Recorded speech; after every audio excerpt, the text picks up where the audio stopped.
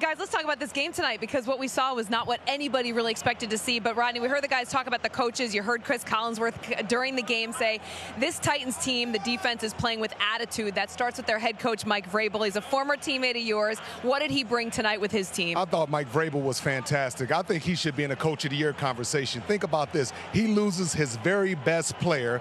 They have to fly out to the West Coast, and they come out here and flat out kick the Rams' butt. I look at Mike Vrabel. This team takes on the personality of Vrabel. He's smart, he's focused, and he was a guy that worked extremely hard. I thought they played excellent, Kathryn. This building is stunned right now. Stunned. I don't think they can believe it. They have been playing perfect football for so long, but for Tennessee, I just think it's about disrespect. I think this is one of the more disrespected teams in all of football. I think Vrabel is disrespected. I think Tannehill is disrespected. Jeffrey Simmons? Based on what was happening in Miami. Jeffrey Simmons is disrespected. And I think the Tennessee Titans are disrespected, just given this is some team out there in Tennessee, and everybody overlooks them. They play hard, defensive, physical football, and they look like a team that's going to be around for the long haul. Yeah, now they're the top team in the AFC, going back home to Tennessee. A nice little cushion to have after this victory here in L.A. But, Rodney, you look at the Rams and what Sean McVay was unable to do with his team, in particular in that first half. We saw some adjustments made in the second, but where could he have coached better in this one? Well, he got out-coached, and I just thought that in the first half he was very conservative. Everything was drop-back passes. He came back in the second half and started doing some hurry-up offense and some bootlegs,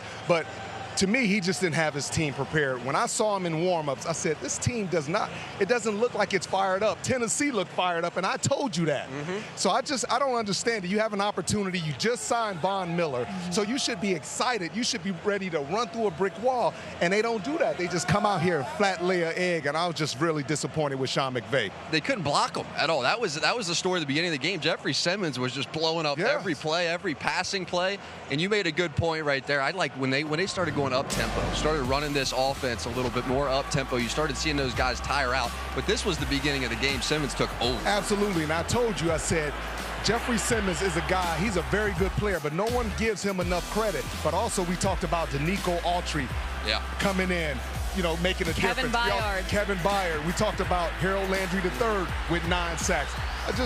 This is a very tough, disciplined team, and it's going to be a hard out in the playoffs, I'll tell you that. Yeah, and they were able to find a way to get to Matthew Stafford. They caused him havoc. He couldn't really have any answers for this Titans defense in this one, Jack, and that's a problem when you've got your quarterback with a 7-1 team coming into this game, and he's not able to find answers with this Titans D. I don't remember seeing McVay look this puzzled, this confused since maybe even the Super Bowl. Do you remember the Super Bowl, the Belichick Super Bowl game? This week. This felt similar to that. Do you see any similar strategies that Vrabel brought out? Absolutely. He played a lot of zone early on, and when he pressured up the middle, and he played a lot of man-to-man coverage on third down. It was basically very similar to what Coach Belichick did in the Super Bowl. Similar result, too. Yeah, absolutely. Oh, yeah. You see the 5-game win streak for the Titans now, and you look at this team, and they're rolling at the right time in the season. Rodney, how dangerous can this Tennessee team be as we approach, the second half of the season? Yeah. I mean, defensively, we saw what happened. Offensively, I wasn't really impressed. They have to find a way to consistently be able to run the ball, and we don't know what Ryan Tannehill is. We know that he's a good athlete, but can he carry this team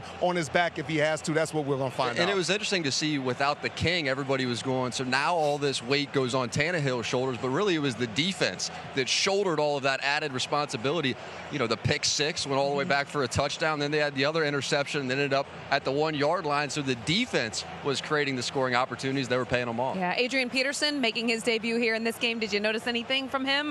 Yeah, he looked like he was 36 years old. He looked like an old man. But, he'll warm up. Legs back he'll warm up, and think about it. He's playing with some of these 23, 24, 25-year-old guys, so he'll get it going once he gets in shape. And they're beating really talented teams, Tap. Like, I'm thinking about Buffalo, handled them. Kansas City blew them out. 6-0 they are against teams who were in the playoffs last year, so it tells you what this team is. That's a good point. That's a good point. Hi, I'm Mike Tirico, and thanks for watching. Make sure to hit subscribe for the latest news and highlights from NBC Sports.